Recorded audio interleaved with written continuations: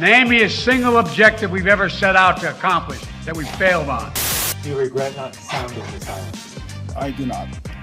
What audacity to think that I should be allowed to live somewhere.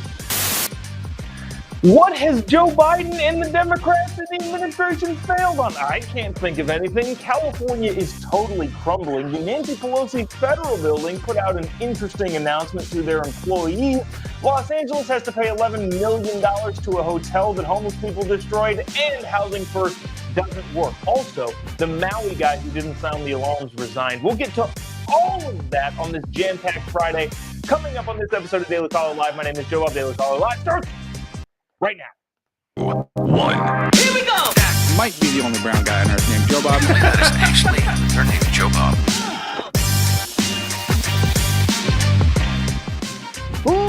Live from the dingy bunker that's completely cut off from the outside world, except for you fine folks. My name is Jobob. This is Daily Caller Live. Thanks so much for tuning in. Today it is Friday, August 18th, year of our Lord 2023. Hope you're having a good day, because I'm about to ruin it. I'm not really, but some interesting stuff going on around the nation. But I want to focus specifically on California, because there's a lot of things that are going on in California that all of you around the country should know about, especially because Gavin Newsom is running for president, the governor of California. I don't know what his platform will be. Are gas prices too low in your state? Do you not have enough homeless people wandering the streets? Do you get to go outside without being murdered? Then we can change all that. We will implement California policy where you will have to worry about all of those things. But before we get specifically to California, I wanted to play this clip from a Joe Biden speech, not yesterday, but 2 days ago. Yesterday, slept in a little bit. Sorry about that. Weren't here, but that's the explanation. Anyways, Joe Biden said this, and I feel like it's kind of emblematic of what the American people's role as a citizenry is. Watch this, and we're not really going to even have to discuss it. It is what it is. Name me a single objective we've ever set out to accomplish that we failed on. Name me one in all of our history. Not one. Yeah. So that's that. Joe Biden says, name me a single objective that we failed on. How much time do you have? Can we get through this entire list in a day? In a week? We can go on about a list of examples of things that the president and his administration has not succeeded on. But I feel like there's one big one that's like, do you then call the Afghanistan exit a success? You can talk about the border, you can talk about high prices, you can talk about inflation, you can talk about public safety, you can talk about all of these things. But just in terms of a one thing that is objectively, according to everybody, an abject failure, Afghanistan. So you want one thing, Mr. President? There's one thing, which is picked from a list of a bunch of different things that the administration has not succeeded on. But speaking of people from his party, I thought this was hilarious, and we'll start to dive into our California-ness going on. Already people in the comment section saying, California is an S-hole, says Caesar. I won't bring that on the screen, but I can bring this one on screen. Rhonda says, California is down the tubes. That's a nice way of putting it. California and New York, Becky says. But California is, I think, a good look into how progressive policies enacted play out. I live in California, so I'm much closer to a lot of this stuff than I think a lot of people are. But considering the fact that, again, Gavin Newsom, governor of California, is running for president of the United States. I've been saying this for a year now. He's not announced. I know that. People are like, no, he's not running. He is running. He has to run. Just logistically, he has to run. Gavin Newsom is running for president. And because he's running for president, I think there should be a shining spotlight, even more so than there already is, on the state that he has governed into the ground, more or less. And it's not just his fault. The supermajority in both houses of, in both chambers of California legislation, both being, again, Democrat supermajorities, is also the problem. But this is ironic. It's hilarious. It's sad. It's horrible for the country and the people. But this is a news story that's flashed across the headlines the last couple of days. Employees at the San Francisco Federal Building have been told they need to work from home for the foreseeable future. And Nancy Pelosi's picture is on the screen because her name is on the building. The federal building is telling Nancy Pelosi and other workers to work from home because coming into the San Francisco federal office is too dangerous. This particular individual who's tweeting this said he walked outside of the San Francisco Federal Building. Is it not named the Nancy Pelosi Federal Building? I thought it was. Anyways, the San Francisco Federal Building that Nancy Pelosi also often works out of, at the very least, is closed to employees because of how dangerous it is. This guy took a walk outside of the building. He said he saw 49 people smoking and injecting fentanyl outside of the building. I recorded all of this on my iPhone, and I will play that video for you now. Just watch this. This is what's outside of the San Francisco Federal Building that workers are not allowed to come into anymore because it's not safe. Actually, watch this and tell me if you would go into this building.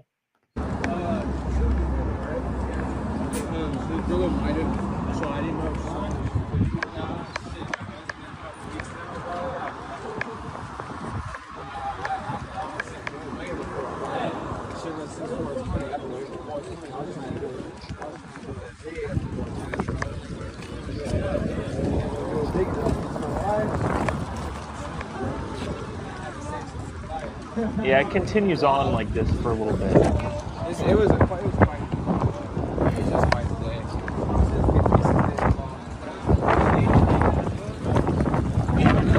Oh, shit. It's going to be a hard no from me on that one. And yes, it actually is called the Pelosi Federal Building. This is from SFGate. Well, just to begin, the big headline. Workers in San Francisco's Nancy Pelosi Federal Building told to stay home due to crime.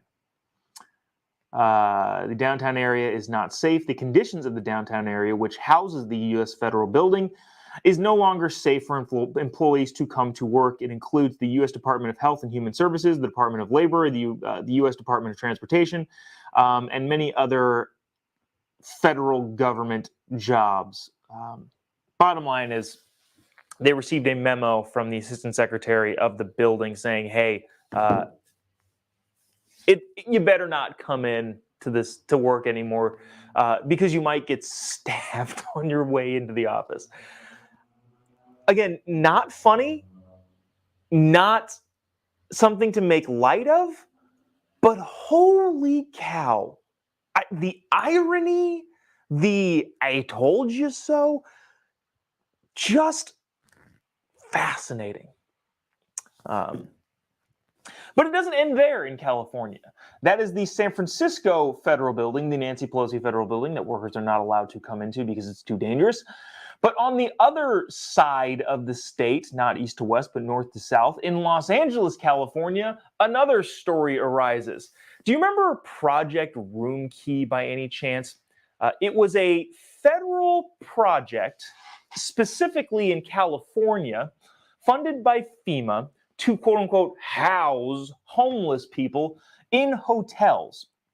Now, I'm going to play you a clip from July of 2022 when they were talking about the Project Room Key ending in the city of Los Angeles. Now, regardless of what you think about homeless people, I'm going to attempt to make the case throughout the next two different things we're going to talk about that housing first doesn't work. It seems pretty obvious and pretty evident. But in total and in all, the housing first idea that people need housing and then they can get back on their feet, I think is bunk. And I'm hoping more people are starting to realize this. Watch this news clip again from July of 2022 before Project Room Key ended, and then we'll get to the update on this particular story, which I thought was fascinating. Watch this. It's nearly noon, and Daniel Dickerson has yet to figure out where he's going to sleep tonight. He's just abandoned his tent after a local gang showed up this morning with guns. What audacity to think that I should be allowed to live somewhere. Yeah, I guess I should just go die somewhere? Because that's what they want. Until this week, he's had a room at the Mayfair Hotel thanks to Project Room Key, a federal pandemic program that paid for hotel rooms to get the homeless off the street. FEMA is ending the program this fall. I said, oh, okay, so I'm just going to go back to the sidewalk and don't let the door hit me in the ass on the way out? And she goes, yeah. On July 1st, there were 215 people sheltered at the Mayfair. By Friday, there were only 2. So Project Room Key was a whole thing of like, we're going to let bums and junkies into hotels and give them free rent. Now, this is aside from, well, okay, here's what the argument needs to be based in. First of all, like that guy said, which is just so telling of the entitlement by a lot of the people that are on the streets. One, it is easy to feel sympathy for them. I feel sympathy for them. But at the same time, nobody deserves anything. Anywhere at any point. You never deserve anything just to be handed to you. Life, liberty, and the pursuit of happiness, not life, liberty, and happiness, which in your case, happiness might be a hotel room. That's not what it says. You have the ability to pursue happiness in this country. So that guy, I just didn't like his tone. It threw me off track here. People, who had the audacity that I should be able to deserve to live somewhere? No, dude, you don't deserve anything. But the bottom line is they had 200-something people staying in this hotel over the course of the pandemic, and then the program ended, and all of those people needed to go find somewhere else to live. Without getting into the arguments about if you can't afford to live somewhere, go live somewhere else, this headline has popped up in the last couple days. An LA hotel became homeless housing. The city now is paying $11.5 million to cover the damage. Kevin Kiley, who is an assemblyman, he's a congressman now from California, tweeted this, and I thought this was interesting, and it kind of encompasses this whole homeless craze in California. He says this: California has spent $20 billion on homelessness, only to see the situation get much worse. One Gavin Newsom initiative, Project Room Key, aimed to magically solve the problem by putting homeless in hotels.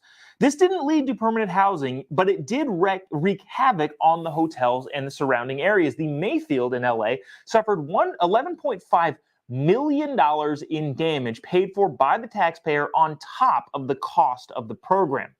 Among the damages, broken windows, broken televisions, broken granite top counters, spray painted hotel shower rooms, smeared feces around the doorways.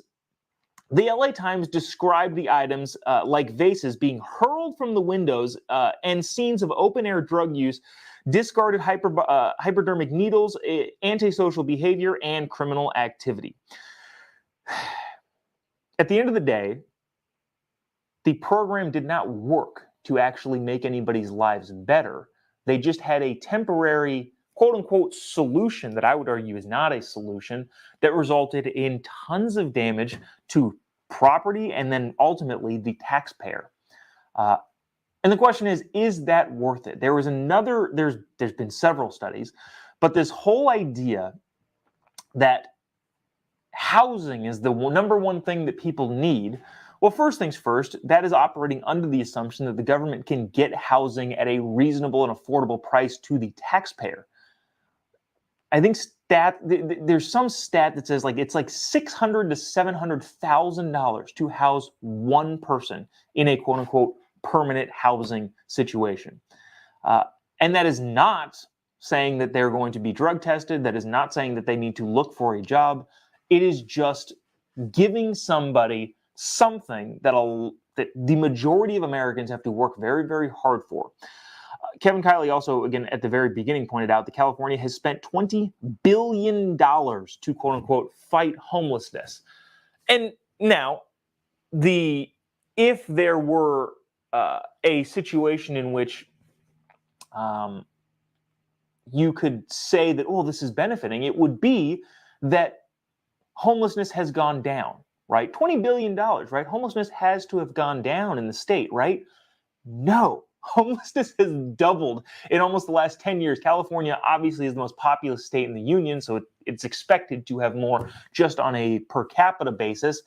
But as the most homeless people in the entire country, almost a third of homeless people are in California. If you can't afford to live somewhere, move somewhere else. And the idea that housing alone is going to fix all of these problems is hilarious when you see what housing alone gets people. You get poop smeared on the doorways, you get vandalized rooms, and you get people who don't respect the place that they're given. The argument in the debate between housing first and help first, I feel like should be settled at this point. The problem is, and this can go into a bigger, longer thing that'll lead us into our next thing we're talking about, California housing. The problem is that the homeless industrial complex, much like the lefties' complaints on the military industrial complex, the homeless industrial complex is a thing. People make a ton of money. That $20 billion that got spent in California didn't just evaporate into thin air. No. Domestic NGOs, nonprofits, a bunch of people got that money. There's a clip, dang, I should have pulled the clip up. There's a clip of somebody on the street asking, what do you do for a living? And the lady says, I am a nonprofit housing administrator or something in Los Angeles. This lady makes $242,000 a year to, quote unquote, advocate for more housing.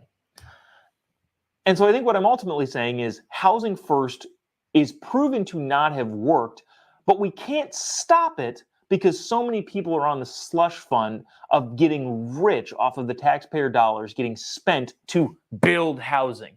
It does not cost $600,000 to $700,000 to house one individual. And yet we continue to pay it constantly in the state of California because there's so many people involved and so many people getting rich. One of the other problems in California, like I said, housing first doesn't work, but there is a new approach by the Los Angeles mayor. Karen Bass is instituting a new program in which she is making an attempt to allow people to, well, let me just read this. This is from the Los Angeles Times. Los Angeles Mayor Karen Bass scores a U.S. policy shift to expedite homeless housing. Again, this is operating on the assumption that housing first works, which it does not, and that it is a well-oiled, streamlined system that doesn't waste taxpayer money, yours and my money, at all. Mayor Karen Bass has gotten a big ask from the U.S. Department of Housing and Urban Development, which has agreed to allow L.A. to put homeless people into housing before they compile all of the documentation necessary to prove their eligibility.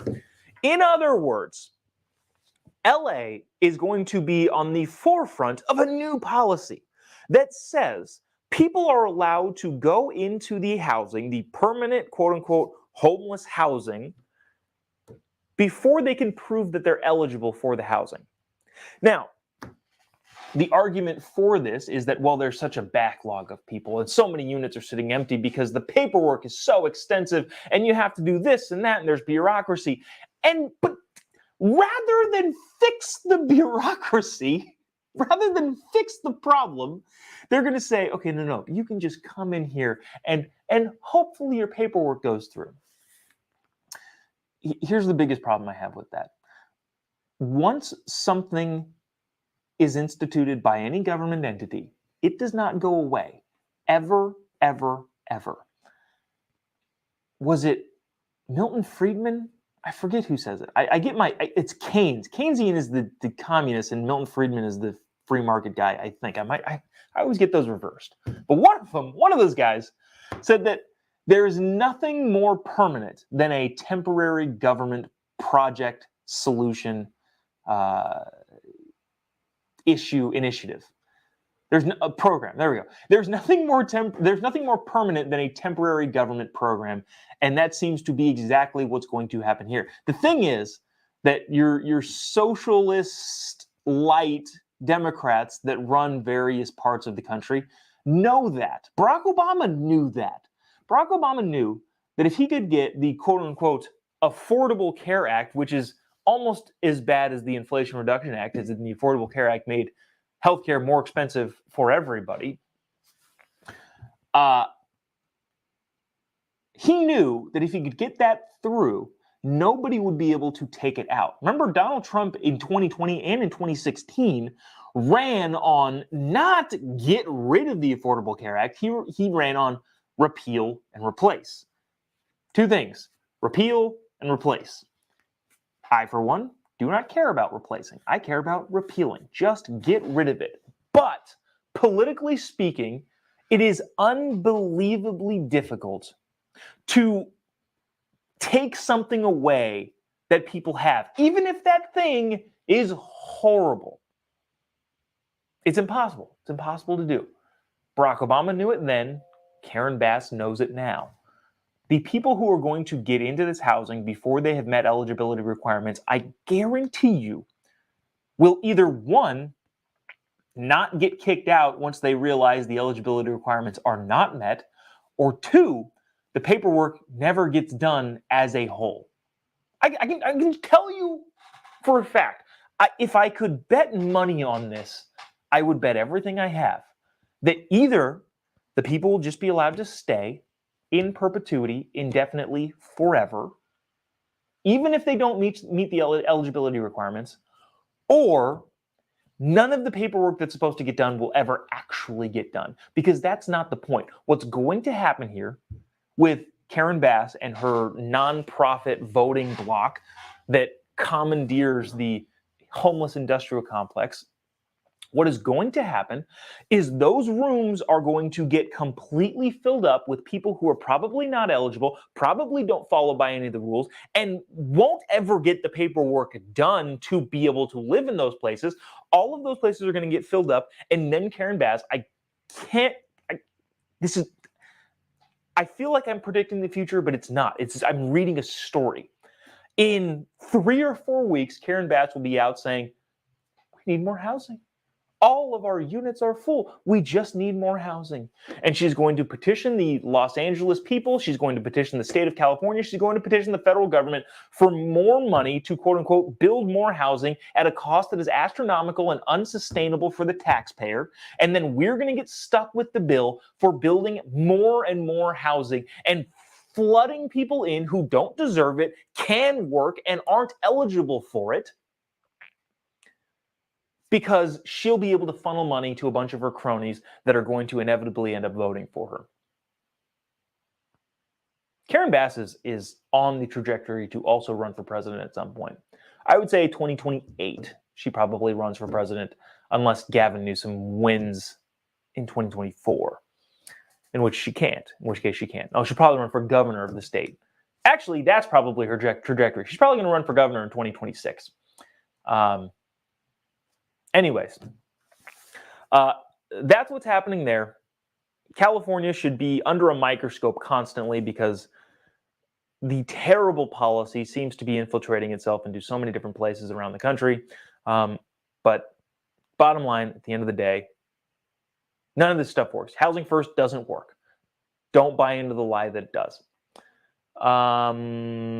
Speaking of other things that doesn't work, I don't know if I like that transition. So many people said the sirens on the island of Maui. Wow, this is a complete full transition into something else. A lot has been made about the Maui fire, the sirens in the Maui fire not going off. Why wasn't the emergency system deployed? Why weren't the sirens set off? What happened? Now, to not bury the lead, the guy who would have been in charge and made the decision to, first things first, I thought they just didn't work. That, I think, was the thing that I think a lot of people thought. Just to catch you up here, a lot of people thought that the sirens didn't work. Also, we are finding out evidence seems to be pointing towards the Hawaiian Electric Company. A down power line caused the fire, which we can get into that maybe in a little bit. But going to be interesting to see how that plays out, especially considering the second largest, deadliest fire that happened in California in 2018, the Camp Fire, also caused by an electrical company, and that company did not face any repercussions whatsoever. So we'll talk about that in a second. A lot of people thought the sirens didn't go off. Turns out the decision was actively made by a government bureaucrat to not sound the sirens. Now, I'm going to let him make his case here because he does, but know that he has resigned, and I think he should have. The fact that they didn't sound those sirens and alarms is crazy to me. But I'm curious to see if anybody thinks his case is compelling. Watch this. Do you regret not sounding the sirens? I do not. And the reason why, So many people said they could have been saved if they had time to escape. Had a siren gone off, they would have known that there was a crisis emerging. And as we know, so many bodies were found in the ground as the flames caught their heels. Give me the answer. The sirens, as I mentioned earlier, is used primarily for tsunamis, and that's the reason why many of them are found, almost all of them are found on the coastline. The public is trained to seek higher ground in the event that the siren is sounded. Had we sounded the siren that night, we're afraid that people would have gone Malka. And if that was the case, then they would have gone into the fire. By the way, I should also note that there are no sirens Malka, or on the mountainside, where the fire was spreading down. So even if we sounded the siren, it would not have saved those people on the mountainside, Malka. According to the state's own government website, those sirens can be used for a variety of natural and human-caused events, including wildfires. So he's making the case that if he sounded the sirens, people would think it's a tsunami and they would run for the hills where the fire was coming from, coming down to the ocean. I'm not buying that.